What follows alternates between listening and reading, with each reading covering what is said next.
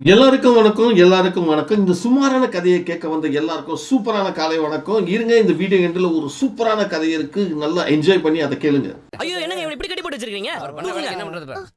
தூக்குங்க. மெதுவா. என்ன இப்படி கட்டி போட்டு வச்சிருக்கீங்க? முதல்ல அவுத்து விடுங்க. அவர் சொன்ன வார்த்தைக்கு இப்படியே விட்டுருக்கணும், சந்தோஷப்படுங்க. அப்படி என்ன சொன்னா? என்ன சொன்னானா? நீ பேசி 2 குடும்பத்தை சேர்த்து வச்சிருக்க. இவன் என்ன சொன்னான் தெரியுமா? இதுக்கு ஒரு சொல்யூஷன் சொல்றேன். இவன் பணம் தரேன், உங்க பொண்ணு கர்ப்பத்தை கலைச்சிருங்கன்னு சொன்னான். உங்களுக்கு எவ்வளவு பணம் வேணும் கேளுங்க, தரேன்னு சொன்னா. இப்ப சொல்லுங்க, அவனை கட்டி வச்ச தப்பா? தப்பே இல்லைண்ணே. ரோஹிணி, என்ன இவர் இப்படி சொல்லிருக்காரு? தோ இந்த பொண்ணு சேர்ந்துதாம சொல்லுச்சு. என்ன ரோஹிணி, ஆண்டிய காப்பாத்தணும்னு தான் அதுக்குன்னு இப்படியா சொல்லுவீங்க? டேய், நீ எல்லாம் திருந்தவே மாட்டேடா. ஏன்டா அப்படி மானத்தை வாங்கிட்டு இருக்கிற? Sir, sorry sir. எங்க வீட்லயே வந்தா சார் நிறைய படிச்சவன். ஆனா பாவம், வீட்லயே வந்தா சார் கொஞ்சம் அறிவு கம்மி. ஏதோ பேசுறியா பேசிட்டான் சார். மன்னிச்சு விட்டுருங்க சார். சரிப்பா, ரொம்ப நன்றிப்பா. ஆனா இவனை மட்டும் வெளியில விட்டுறாதீங்க. எங்கேயாவது எக்கு தப்பா பேசி ஹாஸ்பிட்டல் அட்மிட் ஆயிர போறான். நான் தான் பிரச்சனையை பேசி சரி பண்றேன்னு சொன்னேன்லடா. நீ இருக்கடா இங்க வந்த. அது லூசரமா வேற பேசி வச்சிருக்கிற. விட்டுருந்தா அவனுக்கு உன்னை போட்டு தள்ளி இருப்பானுங்கடா. இல்லடா, ரோகிணி தான் அம்மா கிட்ட நல்ல பேர் எடுக்கணும்னு ஐடியா கொடுத்தா. நல்ல ஐடியா பண்ணீங்க போங்க. முத்து மட்டும் சரியா நேரத்துல வரலன்னா என்ன இருக்கும்? ஏமா பாரலம்மா, நீ தான் பெரிய புத்திசாலியாச்சுல. ஆல்ரெடி உன் மேல கிரைம் ரேட் அதிகமாயிட்டே இருக்குது. இதுல நீ அவனை வேற கூட்டு சேர்த்துட்டு இருக்கிற. ரோஹிணி, அவங்கள சேர்த்து வைக்கிறத விட்டுட்டு இப்ப உயிரை கலைக்கிறதுக்கு பேசிருக்கீங்க. இந்த விஷயம் தெரிஞ்சா அத்தை உங்க மேல இன்னும் கோவப்படுவாங்க. டேய் முத்து, இத வீட்ல யார்கிட்டயும் சொல்லிட்டா தர ரொம்ப அசிங்கமா போயிடும்டா. அதை நீங்க வரதுக்கு முன்னாடி யோசிச்சிருக்கண்டா. டேய் சொல்லாதடா. இதெல்லாம் சொன்னா எனக்கு தான்டா அசிங்கம். நான் யார்ட்டையும் சொல்ல மாட்டேன், நீ யார்ட்டையும் சொல்லாதவா.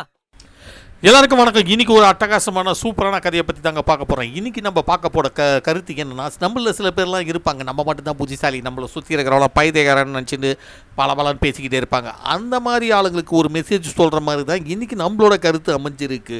ஒரு ஊரில் ஒரு பண்டிட் இருந்தாங்க. அவனுக்கு பார்த்திங்கன்னா அவன் தான் பெரிய புத்திசாலி, மற்றவங்களாம் முட்டாள்னு அப்படியே ஒரு கர்வத்தோடு ராஜா கிட்ட போய், ராஜா நான் ஒரு பெரிய பண்டிட்டு, உங்கள் சுற்றி இருக்கிறவங்க எல்லாரையும் நான் அறிவை சோதனை பண்ணணும்னு நினைக்கிறேன், அதுக்கு எனக்கு அனுமதி கொடுப்பீங்களா அப்படின்னு கேட்குறப்ப, கண்ணா இருந்தா உனக்கு இல்லாத முடிது எடுத்துக்கோ, நம்ம பசங்களை டெஸ்ட் பண்ணி எவ்வளோ இன்டெலிஜென்ட் பீப்புள்னு சொல்லே அப்படின்னு சொல்கிறப்ப, எல்லாரையும் கடற்கரை கோர்ட்டில் ராஜா நிற்க வச்சுட்டு உடனே பண்டிட் ஒரு பெரிய பானையை எத்தாந்து அதை மூடி எத்தாந்து, கண்ணா இந்த பானைக்குள்ளே என்ன இருக்குது நீங்கள் சொன்னீங்கன்னா உங்களுக்கு 1000 பொற்காசுகள் மன்னர் கொடுப்பாரு, நீங்கள் புத்திசாலின்றத பட்டத்தை தான் நான் கொடுப்பேன் அப்படின்னு சொல்கிறப்ப, எல்லோரும் திருன்னு முடிக்கிறப்போ உள்ள அதெல்லாம் தப்பாக சொல்லிட்டா இந்த மண்டையை நம்ம தலையை எடுத்துருவானே அப்படின்னு யோசிக்கிறப்ப, நான் எதுக்கும் யோசிக்காத நம்ம மந்திரி டாப்புன்னு பானையை ஓப்பன் பண்ணி திறந்து பார்த்து, இதில் ஒன்றுமே இல்லையாடா அப்படின்னு சொல்கிறப்ப, கண்ணா நீ ஏன்டா பானையை ஓப்பன் பண்ண அப்படின்னு சொல்கிறப்ப, பானையை ஓப்பன் பண்ணக்கூடாதுன்னு எதுவுமே சொல்லவே இல்லையே, அதனால தான் நான் ஓப்பன் பண்ணேன்னு சொல்கிறப்ப, அந்த ஆள் ஆஹா நம்மளை விட ஒரு பெரிய வேட்டைக்காரன் இங்கே இருக்கிறான்றது அப்படியே சோகத்தோட தலையை தொங்க போட்டுன்னு அப்படியே போயிடுவார்.